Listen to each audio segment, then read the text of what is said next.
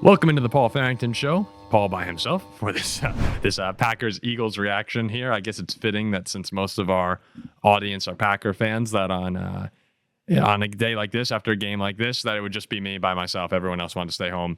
It was a pretty disgusting game to watch. I had some friends coming over towards the end of it, and Will, good friend of mine, and Will comes down the stairs, and Will's just like, disgusting game. I said horrible. It wasn't fun. There were a lot of injuries, a lot of penalties, just not much scoring. It just was not a fun game to watch. I guess unless if you were an Eagles fan, because obviously any playoff win is huge. As a Viking fan, I know that playoff wins are rare. They're few and far between for a lot of franchises. So still enjoyable for Eagles fans. Jordan Love, Jalen Hurts, not their best days, particularly for Love. 3 interceptions. The Packers could just never really get going, even when they had moments where you thought they were going to get back into the game. And they were in the game. It was kind of crazy that at one point in the second half, where we were looking at a 10-16 game, and Green Bay was one stop away from being able to take the lead, but they were just never able to get that big play their way. It seemed every single momentous play went the Eagles' way. And I really thought, guys, just to go from the beginning of the game here, on the kickoff, the Keyshawn Nixon fumble, obviously, one play does not define a game, but when the very first play of a playoff game is a fumbled kickoff where questionable helmet to helmet to begin with. I understand that Nixon lowered his helmet, but if you're looking at the hit he took, that's what's the definition? So lowering the crown of the helmet, direct shot into his head. I get that Nixon ducked, but at the same time, I don't know. When your head jerks back like that, there's a lot of contact. I thought that could have been called. And then even more mind-boggling was it looked like Keyshawn Nixon recovered that football. It actually looked like he recovered it twice. That he recovered, bobbled it again, and then regained control. And I thought clear as day, okay, this will be Packers ball. Obviously, you don't want to have a scare like that in the beginning, but you survived it, and let's go on from here. If you can't tell, I was rooting for the Packers in this one. I dislike the Packers a lot, but if there's one team that I dislike, or a handful, there's a couple teams I dislike more than Green Bay, the Eagles are one of them. Of course, I was also thinking about seeding for the Vikings down the road. It was just a mind-boggling call from the officials to me to give Philadelphia that football, and they took advantage. They had a short field, they had 3 plays, 28 yards. They scored a touchdown, and a minute and a half into the game, it's 7-0 Philly, who was also receiving the halftime kick, and that set the tone. I mean, we look at this game, it was 10-22. You can't play the if game, but if the Packers were down 10-15 at the end, that's a game-winning drive that they were going on. And I just thought it was a really sour way to open up the game that we all thought was going to be really exciting, and turned out to kind of just be sloppy and unexciting, frankly. There weren't many moments that were enjoyable. Of course, from the Green Bay side of things, it's very hard to win a game when you have the fumble in the beginning. Your third drive or fourth drive is an interception. You had a 13-play drive ending in a missed field goal. Another interception. This is all in the first half, by the way. And you were only down 10-0. So Green Bay was able to hang in there, but everything we talked about in the beginning of the game in the preview show was the Packers need to be able to capitalize in the red zone, score touchdowns. The Eagles can put you away. Philadelphia didn't put them away, but everything that Green Bay had to do to beat a team like Philly on the road, they messed up. Jordan Love wasn't great.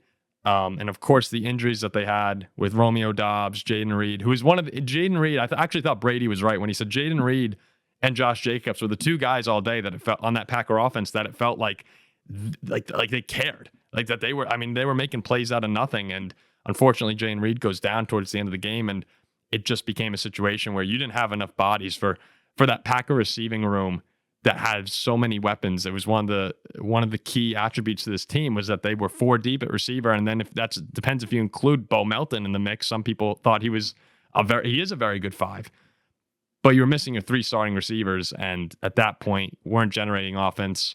Jordan Love was under pressure all day.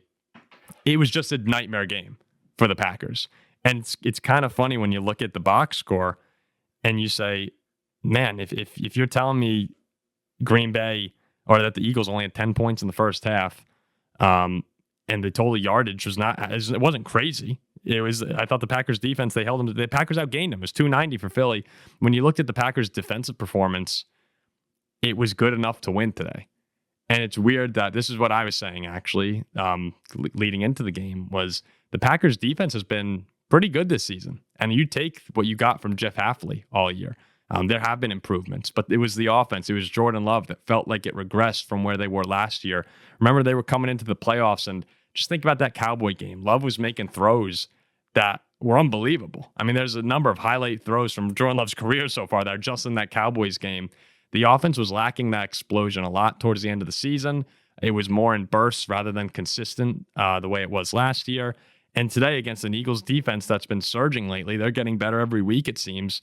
The Packers put up 10 points, and that's not going to win a playoff game, especially as a 7 seed. So heading into this offseason for Green Bay, you can be happy about the defensive growth, but there are some questions on offense. They probably need an alpha receiver. I mean, it's hard to get one. T. Higgins is a name that a lot of people have mentioned, but they don't grow on trees, alpha dog receivers. So they're going to need to figure out ways to get that offense back to the explosiveness it had at the end of last season. And frankly, it was a disappointing year for them. It wasn't a failure. Like Packers fans, if anyone's saying it was a failure, they went from a 9-8 team to an 11-6 team. They just so happened to be in a division that had 114 and 115 win team. That never happens. And they were in a conference where the 6-seeded Commanders had 12 wins as well. So a little bit of just unlucky, an unlucky draw for the Packers to wind up going to Philly. When you have an 11-6 year, they probably should have beat the Bears and been 12-5. If Love didn't get hurt, but they had I think overall, though, they had a disappointing year because the expectation was to win a Super Bowl after you went to the divisional round. And we did not see that growth from Jordan Love to superstar level. I totally think that they're back in the race next year. They're a very young team, as someone was pointing out in the comments today during our live. This was the second youngest team to ever make the playoffs, I believe, after last year's Packers team at the number 1 spot. So there's a lot of young talent. You have a quarterback who's only played 2 full seasons as a starter, who should be getting better.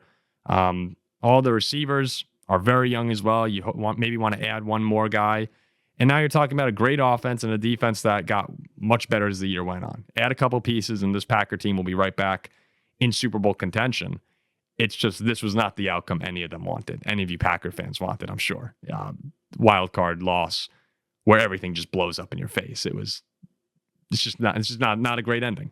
On the other side, things for Philadelphia, if you told the Eagles that they had all of those breaks in the first half and were only up 10-0, or I'm assuming they would have thought they were up like 25-0. Everyone was saying, people watching Brady, the announcers, they were saying it felt like a 35-0 game and Green Bay was in it the whole time.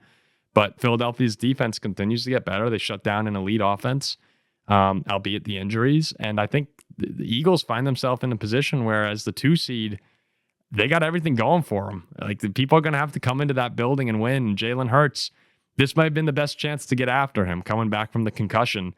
Saquon was, for the most part, limited today. He wound up with, what was it on the ground for him? He went for 119 on 25 carries. Saquon is always good, but you didn't feel like he destroyed the Packers today. And you can't say that. Who knows? Next week, A.J. Brown. I thought it was hysterical. Also, A.J. Brown reading a book on the sidelines during the game is just a weird game. But the Eagles are in a great position here to head to the NFC Championship game, whether they wind up getting Tampa Bay or Minnesota next week. Look, I love my Vikings, but going into Philly is a tough place to win. I think there are some concerns on the offensive side of the ball that, if Green Bay's offense had showed up today, the Packers probably win this game.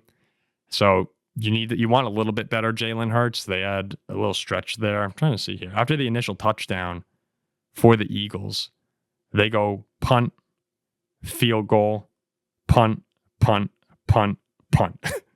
And then in the second half, they turned it up a little bit more. But what they did today that was great, and I feel like the Eagles do this. I've done this a lot over the past few years. When they needed a drive, they usually get it. And that was after the Packers went on their field goal drive to cut to 10-3. Philly responds, 5 plays, 68-yard touchdown drive. Packers respond with a touchdown. It's 10-16. 13-play, 7.5-minute drive for a field goal, make it a 2-score game again.